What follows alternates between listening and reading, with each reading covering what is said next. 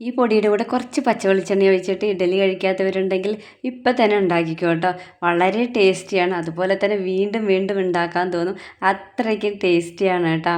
Hi friends, നമ്മൾ ഇന്ന് ഉണ്ടാക്കാൻ പോകുന്നത് ഇഡ്ഡലിപ്പൊടിയുടെ ഒരു റെസിപ്പിയാണ് കേട്ടോ. വളരെ എളുപ്പത്തിൽ ഉണ്ടാക്കാൻ പറ്റും. കറിയുടെ ഒരു ആവശ്യമില്ല. അതുപോലെ തന്നെ മാസങ്ങളോളം സൂക്ഷിക്കാൻ പറ്റും കേട്ടോ, കേടുകൂടാതെ. അപ്പോൾ ആ വീഡിയോ ആദ്യമായിട്ട് കാണുന്നവരാണെങ്കിൽ ചാനൽ സബ്സ്ക്രൈബ് ചെയ്ത് സപ്പോർട്ട് ചെയ്യണം. അപ്പോൾ നേരെ വീഡിയോയിലോട്ട് പോകാം. ഒരു പാൻ ചൂടായി വന്നപ്പോൾ അതിലോട്ട് ഒരു 200 ഗ്രാമോളം ഉഴുന്നിട്ട് കൊടുക്കുന്നുണ്ട് കേട്ടോ. തൊലി ഉള്ളതോ ഇല്ലാത്തതോ ഏത് വേണമെങ്കിൽ നിങ്ങൾക്ക് എടുക്കാം. അതുപോലെ തന്നെ മീഡിയം ഫ്ലെയിമിൽ വേണം വെക്കാൻ, ഹൈ ഫ്ലെയിമിൽ വെക്കരുത് കേട്ടോ. എന്നിട്ട് നന്നായിട്ടൊന്ന് വറുത്തെടുക്കണം. ഇപ്പം നമ്മുടെ ഉഴുന്നിൻ്റെ കളറൊക്കെ ഒന്ന് ചേഞ്ചായി വന്നിട്ടുണ്ട് കേട്ടോ. ഇനി 2-3 മിനിറ്റും കൂടി നമുക്ക് കൈവിടാതെ ഇളക്കി കൊടുക്കണം. കൈവിട്ട് കഴിഞ്ഞ് സംഭവം കരിഞ്ഞു പോകും കേട്ടോ. അതുകൊണ്ട് കൈവിടാതെ ഇളക്കിക്കൊണ്ടിരിക്കണം. നമ്മുടെ ഉഴുന്നൊക്കെ നന്നായി വറുത്ത് കിട്ടിയിട്ടുണ്ട് കേട്ടോ. നമ്മളിപ്പോൾ തന്നെ അത് നമ്മൾ വേറൊരു പാത്രത്തിലോട്ട് മാറ്റി വയ്ക്കാം. ഇതിൽ വെച്ച് കഴിഞ്ഞാൽ ഇതിരുന്ന് ചൂടായി കരിഞ്ഞു പോകാൻ സാധ്യതയുണ്ട് കേട്ടോ. അപ്പോൾ നമുക്ക് വേറെ പാത്രത്തിലോട്ട് മാറ്റാം. അതേ പാൻ തന്നെ ഗ്യാസിൽ വെച്ചിട്ട് അതിലോട്ട് അരിയും ഒരു 1/2 ടീസ്പൂണോളം ചെറിയ ജീരകവും ഇട്ട് കൊടുക്കുന്നുണ്ട്. നമ്മൾ ഉഴുന്നെടുത്തില്ലേ, അതിൻ്റെ ഒരു 1/4 ഭാഗത്തോളമാണ് കേട്ടോ അരി എടുക്കണത്.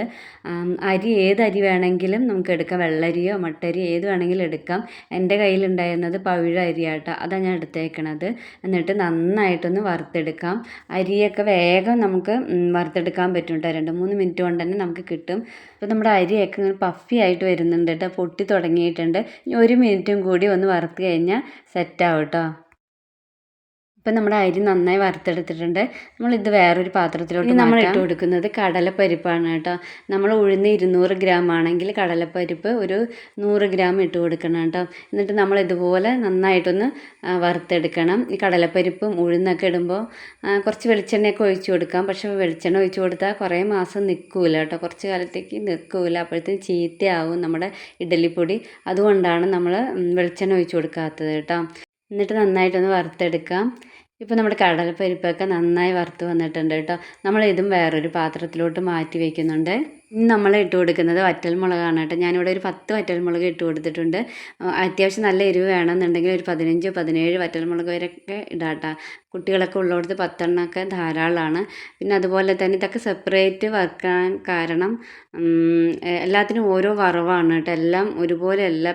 ചിലത് പെട്ടെന്ന് വറുത്തെടുക്കാൻ പറ്റും, ചിലത് കുറച്ച് സമയം എടുക്കും കേട്ടോ. നമ്മൾ 1 മിനിറ്റ് മതിയായിട്ടാണ് നമ്മുടെ ഈ വറ്റൽമുളകൊക്കെ ഒന്ന് വറുത്തെടുക്കാനായിട്ട്. അപ്പോൾ നമ്മുടെ വറ്റൽമുളകൊക്കെ ഏകദേശം റെഡിയായി വന്നിട്ടുണ്ട് കേട്ടോ, വറുത്തെടുത്തിട്ടുണ്ട്. ഇത് നമുക്ക് മാറ്റി വയ്ക്കാം. ഇനി നമ്മൾ ഇട്ട് കൊടുക്കുന്നത് കറിവേപ്പിലയാണ് കേട്ടോ. ഒരു 5-6 തണ്ട് ഇട്ട് കൊടുത്തിട്ടുണ്ട്. പെട്ടെന്നാവും കേട്ടോ കറിവേപ്പില. ദേ കണ്ട ആയി വന്നിട്ടുണ്ട്. നമ്മളിത് ഒരു കിലുകിലാന്നൊക്കെ ഒരു സൗണ്ട് വരും കേട്ടോ. അപ്പോൾ തന്നെ നമുക്കിതൊന്ന് മാറ്റാം. നമ്മൾ വറുത്തെടുത്തതൊക്കെ ദേ നമ്മളൊരു പാത്രത്തിൽ ഇങ്ങനെ ഇട്ട് കൊടുത്തിട്ടുണ്ടായിരുന്നു കേട്ടോ. അതിൻ്റെ ചൂടൊക്കെ ഒന്ന് ആറാനാണ്. എന്നിട്ട് വേണം നമ്മളിതൊന്ന് പൊടിപ്പിച്ചെടുക്കാനേ. ഒരു മിക്സിയുടെ ജാറിലോട്ട് ഞാൻ പകുതി ഇട്ട് കൊടുക്കുന്ന കേട്ടോ. എല്ലാം കൂടി ഒരുമിച്ച് അരയ്ക്കാൻ പറ്റില്ല, അതുകൊണ്ട് പകുതി അരയ്ക്കുന്നുള്ളൂ. അപ്പോൾ അതിലോട്ട് 1/4 ടീസ്പൂണോളം കായപ്പൊടിയും 1/2 ടീസ്പൂണോളം ഉപ്പ് ഇട്ട് കൊടുക്കുന്നുണ്ട്. 2 വട്ടം അരയ്ക്കുമ്പോഴും കായപ്പൊടിയും ഉപ്പ് ഇട്ട് കൊടുക്കണം കേട്ടോ. 2 വട്ടം അരച്ചത് നമ്മളൊരു പാത്രത്തിൽ ഇട്ട് കൊടുത്തിട്ടുണ്ട്. ഈ പാത്രത്തിൽ ഒരു തരി പോലും വെള്ളം പാടില്ല കേട്ടോ. അതുപോലെ മിക്സിയുടെ ജാറിലും ഒട്ടും വെള്ളം ഉണ്ടാവാൻ പാടില്ല കേട്ടോ. വെള്ളം ഉണ്ടെങ്കിൽ അത് ചീത്തയായി പോകും പെട്ടെന്ന് തന്നെ. അപ്പോൾ നമ്മൾ വെള്ളമൊക്കെ തുടച്ച് നന്നായി ക്ലീൻ ചെയ്ത പാത്രമാണ് കേട്ടോ.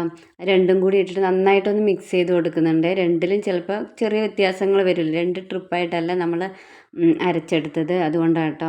പിന്നെ അതുപോലെ തന്നെ ഒരുപാട് നൈസായിട്ടല്ല, കുറച്ച് തരിതരിയായിട്ടാണ് കേട്ടോ അരച്ചെടുക്കുന്നത്. ഇത് അങ്ങനെ അരയ്ക്കുമ്പോഴാണ് കേട്ടോ ഇതിനൊരു ടേസ്റ്റ് ഉണ്ടാവുക. ഇതിൻ്റെ ചൂട് മാറിയ ശേഷം നമ്മൾ എയർ ടൈറ്റ് ആയിട്ടുള്ള ഒരു ബോട്ടിലിൽ ഇട്ട് വയ്ക്കണം കേട്ടോ. ഈ പൊടിയിലോട്ട് ഇച്ചിരി പച്ച വെളിച്ചെണ്ണ ഒഴിച്ച് നമ്മുടെ ഇഡ്ഡലിയൊക്കെ കഴിയുമ്പോൾ ഭയങ്കര ടേസ്റ്റാണ് കേട്ടോ. അതുപോലെ തന്നെ ദോശയും കുട്ടികൾക്കൊക്കെ ഭയങ്കര ഇഷ്ടമാകും, മുതിർന്നവർക്ക് ഇഷ്ടമാകും കേട്ടോ. അപ്പോൾ വീഡിയോ ഇത്രയേ ഉള്ളൂ. വീഡിയോ ഇഷ്ടപ്പെട്ടാൽ ലൈക്ക് ചെയ്യുക, ഷെയർ ചെയ്യുക, സബ്സ്ക്രൈബ് ചെയ്യുക. നല്ലൊരു വീഡിയോ ആയിട്ട് ഞാൻ വരാവേ. ബൈ.